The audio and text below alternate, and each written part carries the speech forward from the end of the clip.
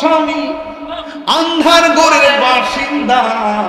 ও আল্লাহ, আমি পাপিষ্ঠ বান্দা, ঠিক কিনা? ও আল্লাহ, আমি এক পাপিষ্ঠ বান্দা।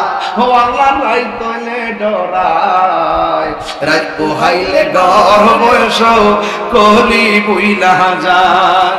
দিন রাইতে তোমার বান্দা কলবে যে আল্লাহ কয়নারে ঘুমাইছে সব।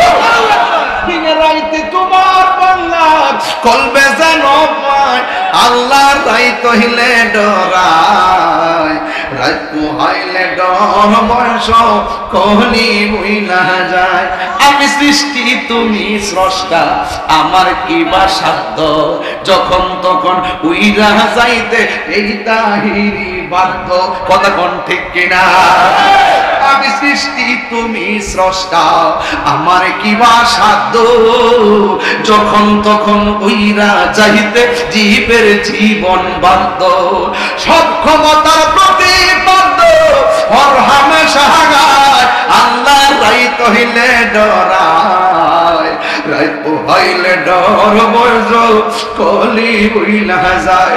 আবু সুফিয়ান খান আবদি হুজুর আমার বাজান কেন নবী নবী করে বিশ্বের ৬৭টা দেশে ঘুরলো, সারাটা জীবন নবী নবী কইরা কেন?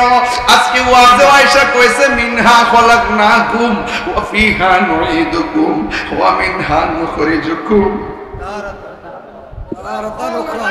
কেন এত নবীর পাগল?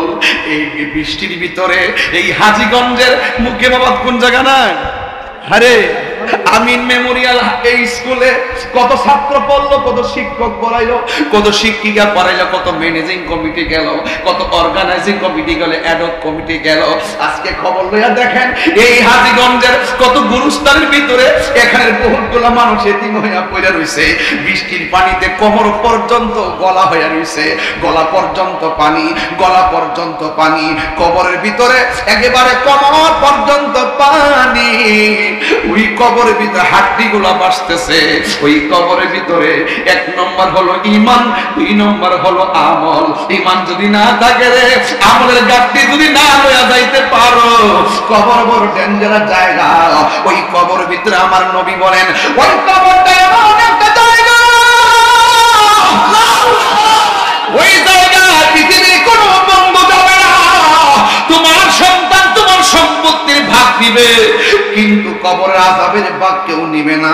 তোমার মৃত্যুর কষ্টের ভাগ তোমার পরিবারের কেউ নিবে না। এই জন্য কবর বড়